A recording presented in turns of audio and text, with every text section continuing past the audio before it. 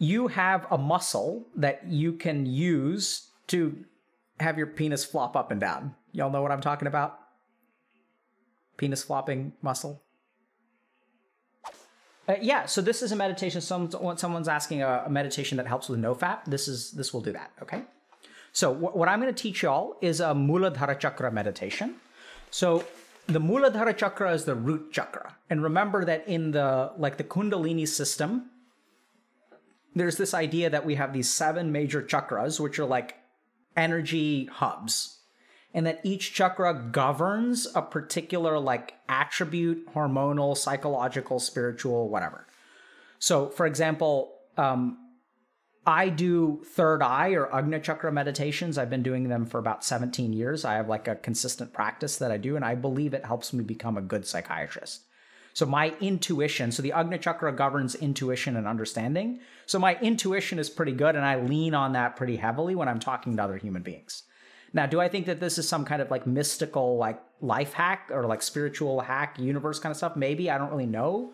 But I think that what's plausible, and we have good evidence of this, is that different meditation techniques actually create different changes in the brain.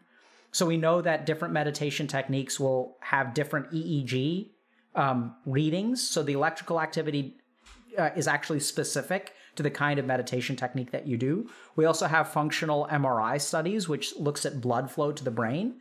And we know from those studies that doing different kinds of techniques will actually send blood flow to different parts of our brain. So my understanding as a scientist is that essentially what people sort of figured out is that like if you meditate in a particular way, it probably stimulates a particular part of your brain in some way. So that's the best example. That's the best scientific hypothesis I can come up with. There actually is not any evidence to that. It's just a hypothesis, okay? So that being said, I'll give you guys just a couple of examples. So we do third eye practices like charging the laser beam. And then if you guys have emotional digestion issues, you can do Manipura practices, navel chakra, or Agni-oriented practices. Agni is our metabolic fire, so it takes things, it digests stuff.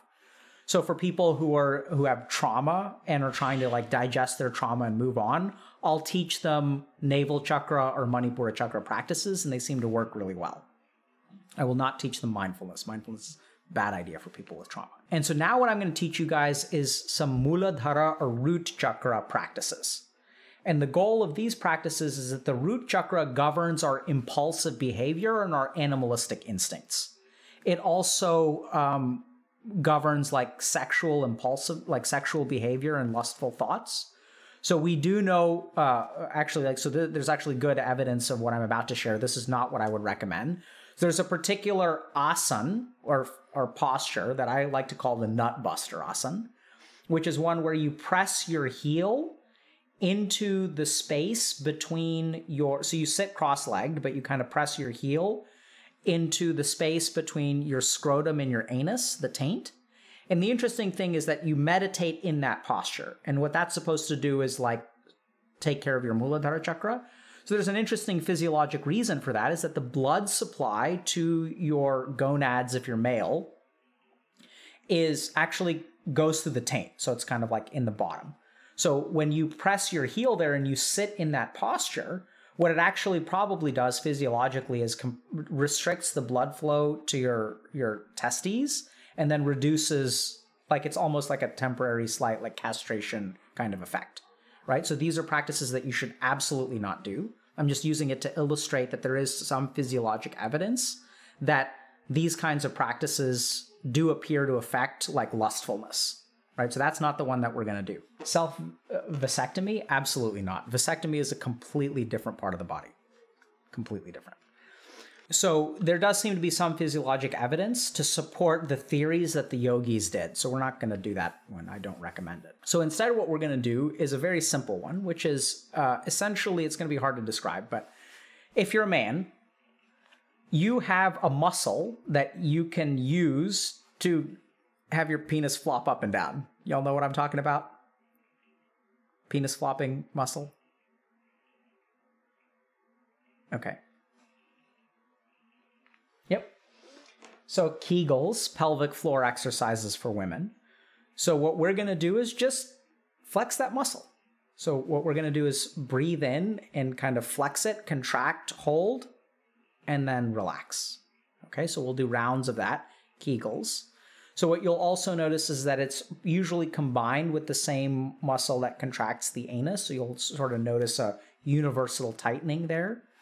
And then the muscle is also used to prevent or stop the flow of urine once it flows. Okay?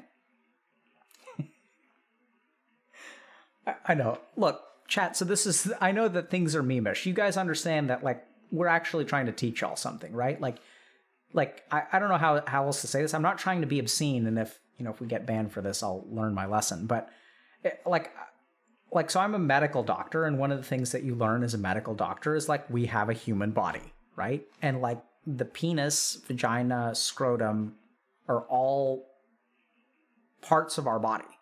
They're just parts of our body, just like our fingers and toes and eyes and nose. And so there are practices that involve those parts of body, just like our stomach. And, like, we don't have to be like, kindergartners about penis. I mean, I personally find it funny too, so I get where y'all are coming from. But, like, let's try to do the practice a little bit seriously, okay? So,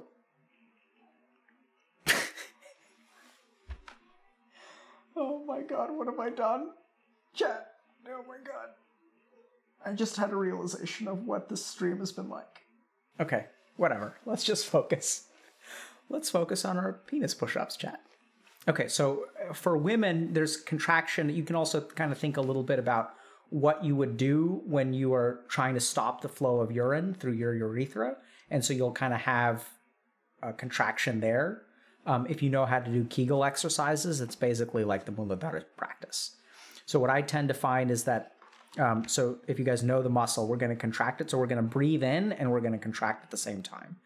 And what I want y'all to kind of imagine is, like, when you contract, you'll feel it's like you're squeezing, like, the bottom of, like, like a bag of fluid, and then, like, the fluid is going to go up, right? So what I want you guys to imagine is you're sending, like, the energy. You're going to feel that tension and energy down there, and you're going to send it up, okay? So we're going to breathe in, contract, and then exhale and relax. Breathe in, contract, exhale and relax. Breathe in, contract, exhale, and relax. Okay, so we'll go ahead and do 9 rounds with our eyes closed. So go ahead and close your eyes. Take a deep breath in. Contract. And exhale. In. And relax. So contract with the exhalation. That's round 2. We're going to do 7 more. In.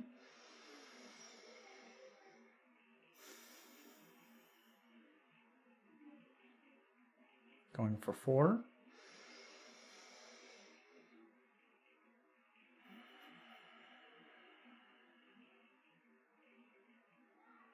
Round 5. And out.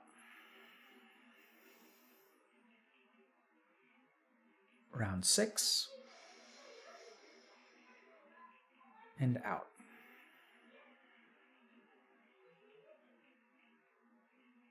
Round 7.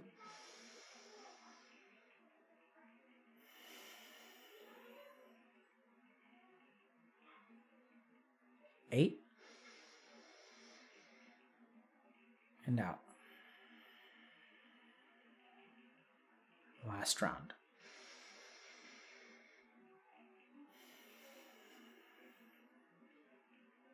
And now we're just going to relax. Spend about 60 seconds. You can go into a different meditation practice if you want to. Or just observe your breath, chant a mantra, charge your laser beam. You can do another kind of breathing practice if you'd like. But take a moment to just notice the relaxation of your pelvic and genital area.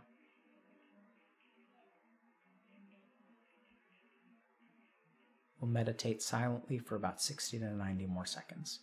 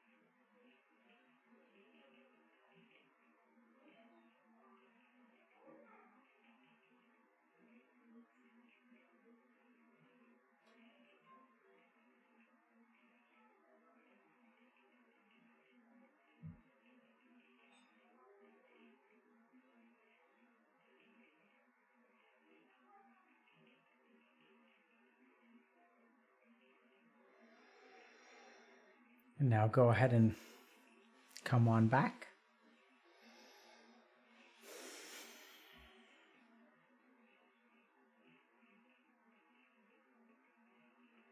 That sounds kind of weird, but in all seriousness, maybe Muladhara Chakra practices are what we're going to need to protect ourselves from the waifu revolution.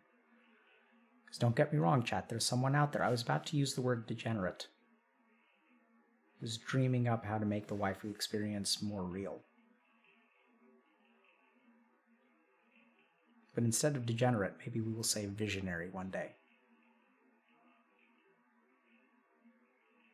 Right? Because there's something about hostess clubs, OnlyFans, waifu, video games, virtual reality, haptic feedback. Some of that is going to come together. Got to be careful.